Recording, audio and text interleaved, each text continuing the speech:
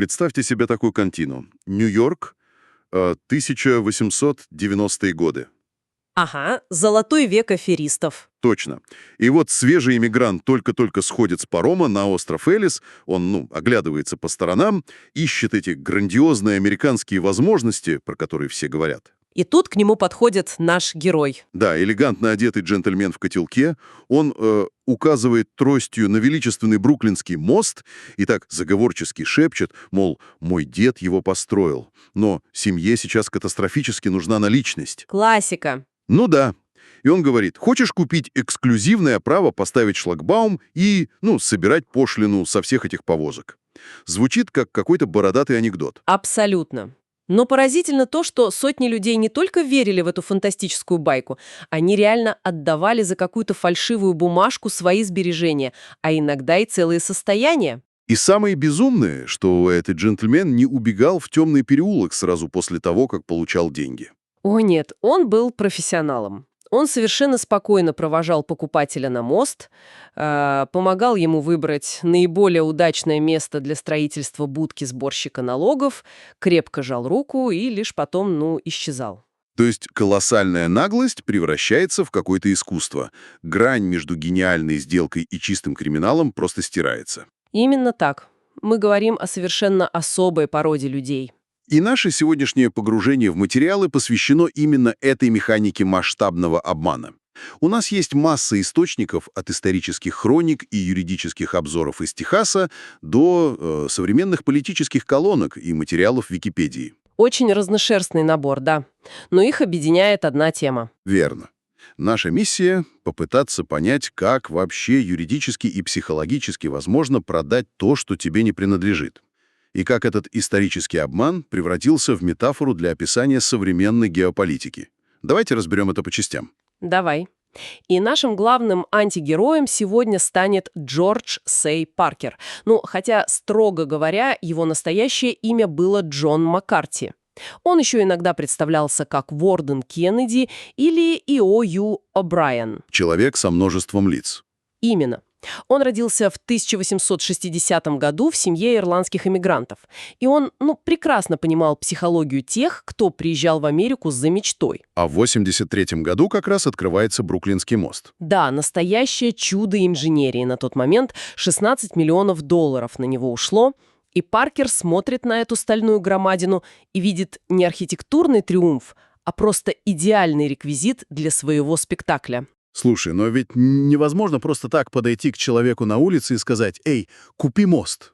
В лоб, конечно, нет. Вот и я о чем. Должна быть какая-то логика. В источниках упоминается, что Паркер продавал этот мост иногда по 2 раза в неделю. А суммы были, от $50 до 50 тысяч. Как он это вообще обосновывал? Что здесь действительно увлекает, так это блестящее использование исторического контекста. Паркер ведь не предлагал купить мост просто как сувенир на память. Он предлагал конкретную бизнес-модель. То есть инвестицию? Да-да. Дело в том, что после открытия Бруклинский мост действительно был платным. Там пешеходы отдавали 1 цент, всадники 5 центов, а повозки весить. И эту плату отменили только в 1891 году. То есть он играл на реальных фактах? Совершенно верно. Паркер использовал этот факт. Он создавал фальшивые офисы продаж с красивыми табличками, мастерски подделывал гербовые бумаги. Он даже подкупал водителей паромов на острове Элис. Серьезно? Чтобы они искали жертв? Ага. Чтобы те выискивали в толпе самых состоятельных, но плохо ориентирующихся в городе приезжих. То есть он продавал им не стали камня, он продавал им гарантированный пассивный доход.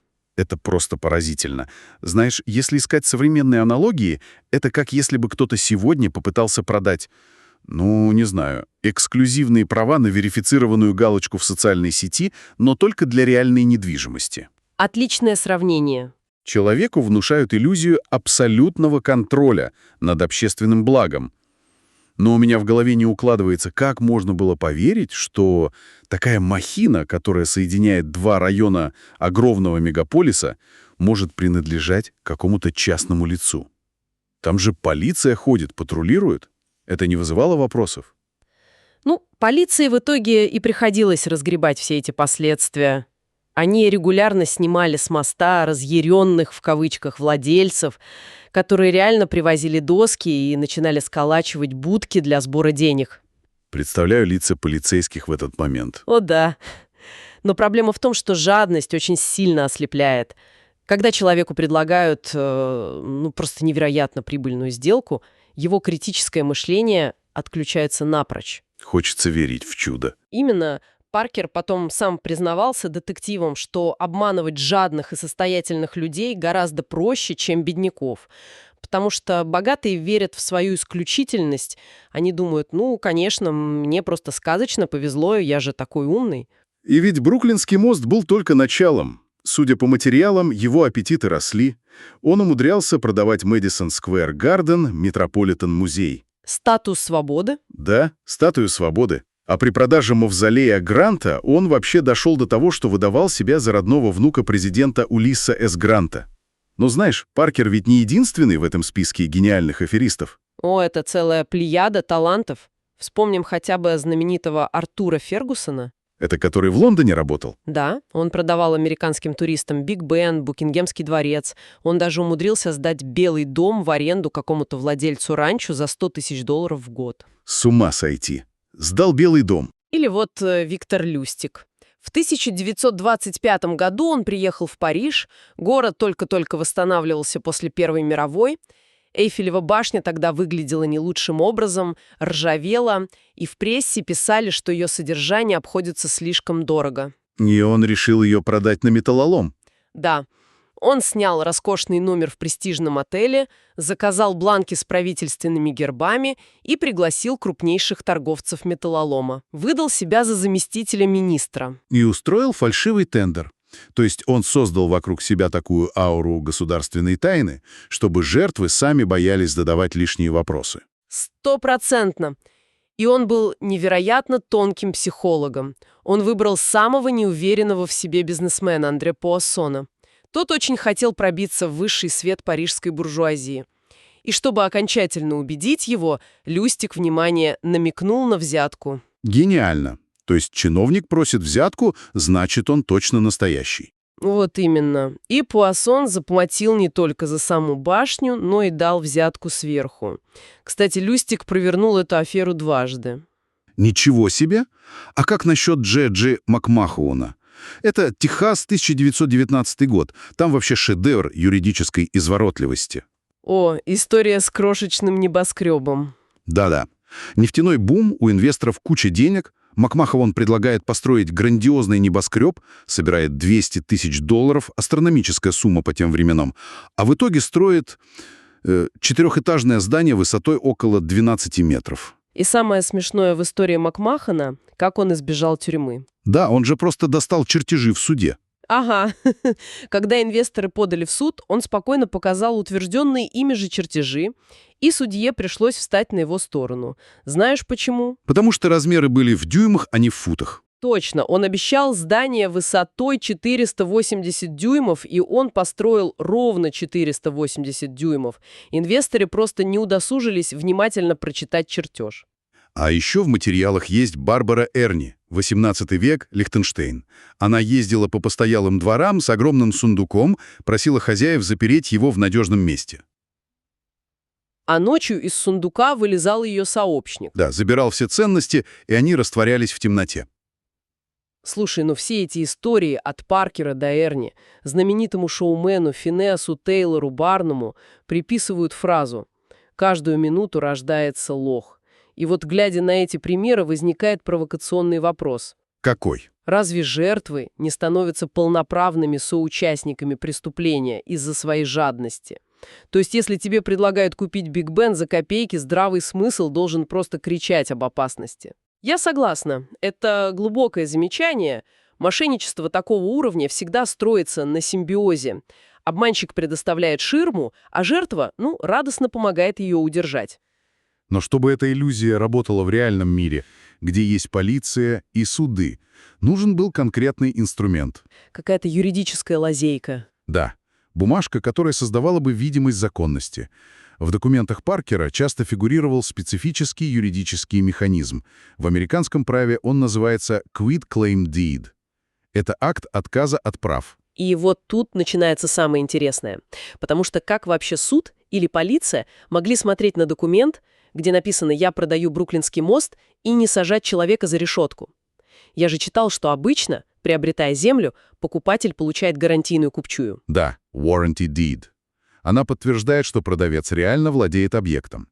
Но quit-claim deed устроен принципиально иначе. Совершенно другая логика. В чем отличие? Этот акт вообще не передает физическую собственность. Он передает только возможный шанс на титул. То есть документ буквально означает: я не гарантирую, что мне здесь принадлежит хотя бы один кирпич, но все, что я здесь гипотетически владею, я передаю тебе. То есть, приводя аналогию, это как если бы я подошел к кому-нибудь на улице и продал свои права на Луну. Я законно передаю свои 0% прав на Луну за наличные. И технически я даже не соврал. Эта аналогия с Луной бьет точно в цель. В реальности такие акты используются для рутинной очистки титула. Ну, например, при наследовании, чтобы дальние родственники официально отказались от претензии. Понятно, чтобы очистить юридические неясности. Да. Но в Техасе было прецедентное дело в 1895 году Threadgill vs. Bickerstaff. И суд постановил, что наличие такого документа автоматически лишает покупателя статуса добросовестного приобретателя. Ого, то есть это огромный красный флаг. Огромный, закон предупреждает. Покупатель берет на себя все риски. Но аферисты брали эти магические слова «передаю все мои права, титулы и интересы» и использовали их как гипноз. Покупатель видел сложный юридический термин и был уверен, что покупает мост. Потрясающий пример того, как закон можно вывернуть наизнанку. И этот образ стал настолько мощным, что перерос криминальную хронику. Появилась же идиома: «Если вы верите в это, у меня есть мост, чтобы продать вам». Символ крайней степени доверчивости. И эта метафора активно живет сегодня. В источниках есть очень интересный пример того, как это применяется в современной геополитике. Да, статья в Armenian Weekly. И мы, конечно, должны отметить, что мы просто передаем суть их аргументации, оставаясь нейтральными. Но автор там выстраивает очень жесткую параллель. Верно, он берет историю Паркера и накладывает ее на международную дипломатию. Он сравнивает Госдепартамент США с Паркером, а так называемые мадридские принципы — это план по урегулированию конфликта между Арцахом и Азербайджаном — сравнивает с тем самым фальшивым актом отказа от прав — quit-claim deed. И аргумент автора сводится к тому, что от армянской стороны требуют реальных территориальных уступок прямо сейчас, а взамен предлагают, цитирую, «ничего не стоящую бумажку», расплывчатое обещание будущей безопасности от Баку. То есть автор использует прямо лексикон аферистов. Да. В текстах встречаются термины вроде «приманка» и «подмена», «bait and switch» и «долгая афера», «long con». То есть дипломатия тут рассматривается как попытка убедить одну из сторон купить Бруклинский мост. Пожертвовать осязаемыми активами ради иллюзорных обещаний. Так что же все это значит? Поразительно, насколько эта история укоренилась в культуре. Это уже универсальная модель для описания ситуации, когда кто-то пытается обменять что-то реальное на пустые слова. Это поднимает важный вопрос. Насколько вообще важно критическое мышление при анализе контрактов? Механизм-то один и тот же. Что покупка моста в XIX веке, что анализ международных мирных соглашений. Всегда нужно искать этого джентльмена с поддельными бумагами. Но давай вернемся к самому Паркеру. Чем закончилась жизнь этого великого комбинатора? Вроде бы он заработал миллионы за свою карьеру. Финал его истории очень ироничен. В 1928 году, когда ему было 68 лет, его арестовали. И знаешь за что? Не за продажу статуи свободы, я полагаю. Нет, за обналичивание поддельного чека всего на $150.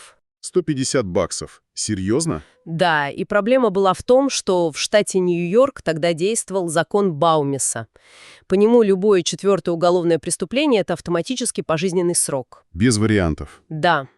Паркера отправили в тюрьму Синг-Синг навсегда. Слушай, какой контраст.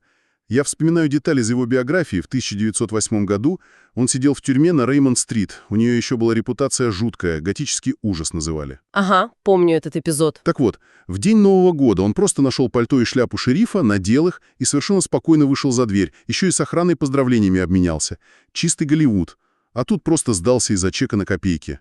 В 28-м он уже не сопротивлялся. Журналисты писали, что это грустное Рождество для последнего из старомодных мошенников.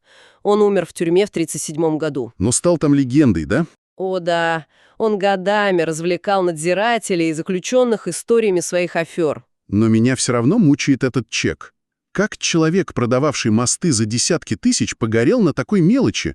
Мне кажется, это была зависимость от самого процесса обмана, а не просто жажда денег. Классический профиль афериста. Деньги — лишь побочный эффект. Главное — это сам акт подчинения чужой воле. Плетение иллюзии. История Паркера, как и истории с крошечными небоскребами, это вечное напоминание, что легких путей к богатству не бывает. И знание этих юридических тонкостей, того же quit-claim deed, и умение распознавать продажу моста — это наша лучшая защита. 100%. В эпоху информационной перегрузки критическое мышление — это главный актив, который защищает нас от тех, кто обещает золотые горы. И это наводит меня на одну мысль. Вот в нашем современном мире люди покупают виртуальную недвижимость, вкладывают миллионы в NFT, в цифровые активы, которые вообще нельзя потрогать. Да, просто строчки кода. Вот именно.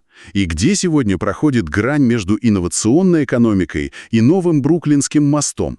Какую масштабную иллюзию нам продают прямо сейчас, пока мы думаем, что совершаем сделку века? Очень хороший вопрос. Возможно, нам всем стоит чаще вспоминать тех доверчивых иммигрантов на пирсе Нью-Йорка. На этом мы завершаем наш сегодняшний разбор. До новых встреч!